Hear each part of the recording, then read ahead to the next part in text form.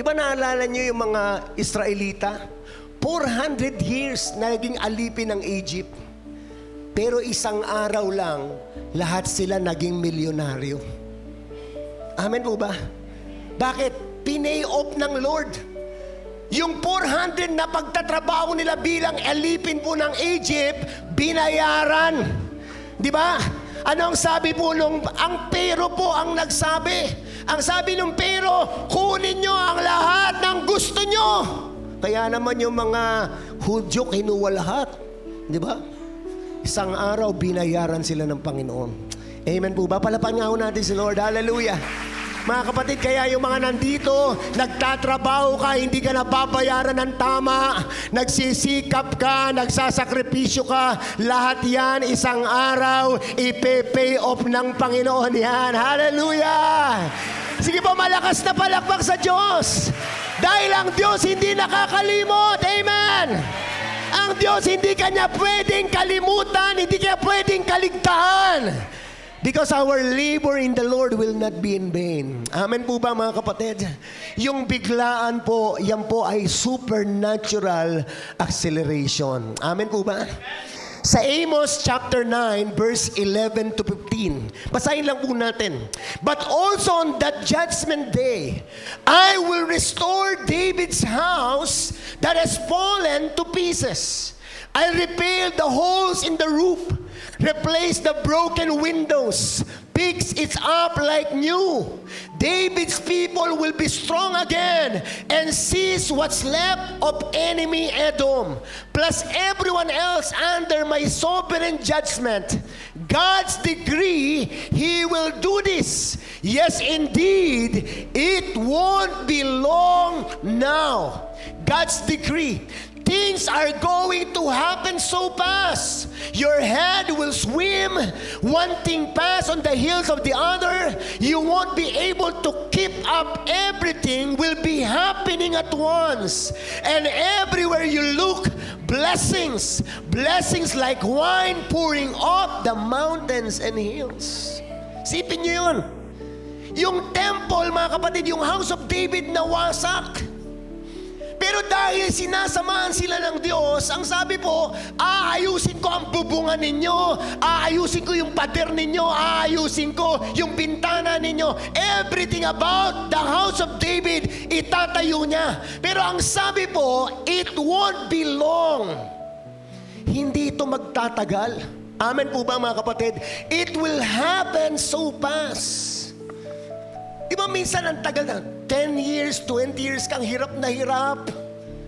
Pero grabe, nung dumating yung blessing mo, sandali lang. Magugulat yung mga kapitbahay mo.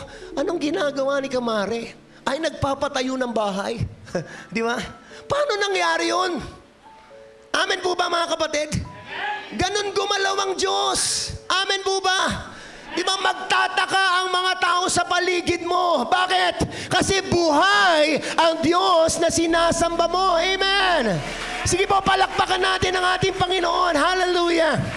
Kaya nga sabi ko kanina, yung nararamdaman mo ngayon, kapatid, pansamantala lang yan. Huwag mo munang tutuldukan. Yes, dumadaan tayo sa pagsubok, sa mga problema, sa paghihirap, pero ngayon lang yan. Merong time ang ating Panginoon. Amen po ba? Di ba? Gagawin ng Diyos yan. Amen? Yung mga blessings, sabi niya, no, hindi lang mag-overflow, kundi pwedeng mag-overlap. Sino po yung gusto ng ganun? Yung blessing mo nung last year, hindi pa ubos.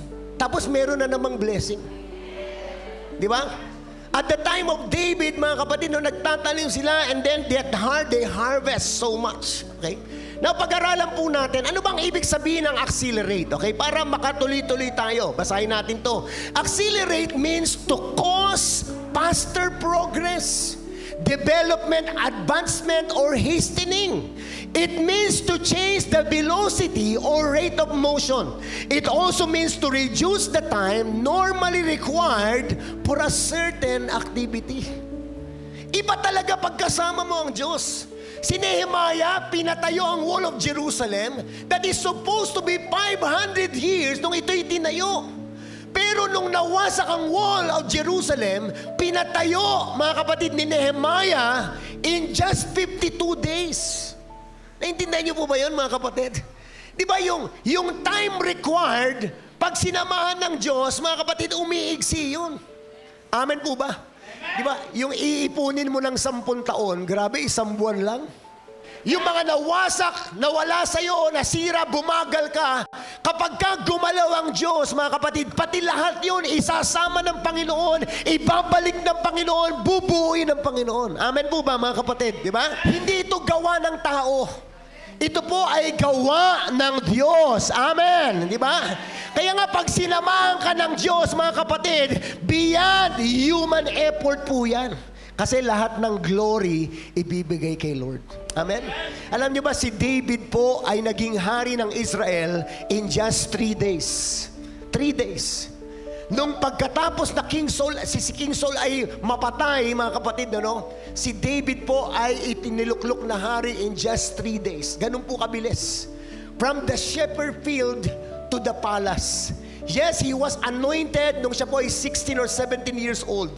Nag-serve po siya sa king, pero alam niyo po ba, mga kapatid, nung naging hari siya in just a short time. 72 hours. Sabi niyo nga po, 72 hours. Di ba? Ang Israelita nga, 1 day lang eh. Iba ang timing ng Diyos. Brothers and sisters, minsan na-preach ko po, no? Delayed are not denials from God. May timing lang ang Panginoon.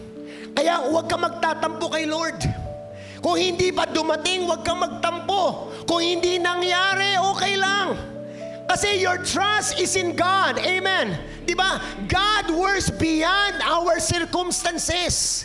Minsan yung circumstances mo hindi umaayon sa gusto mo. Hindi umaayon sa plano mo. Pero kapag ka may tiwala ka sa Diyos, kapatid, ang Diyos ay hindi nahuhuli. Amen. Diba? Sige, palakpakan natin si Lord. Hallelujah.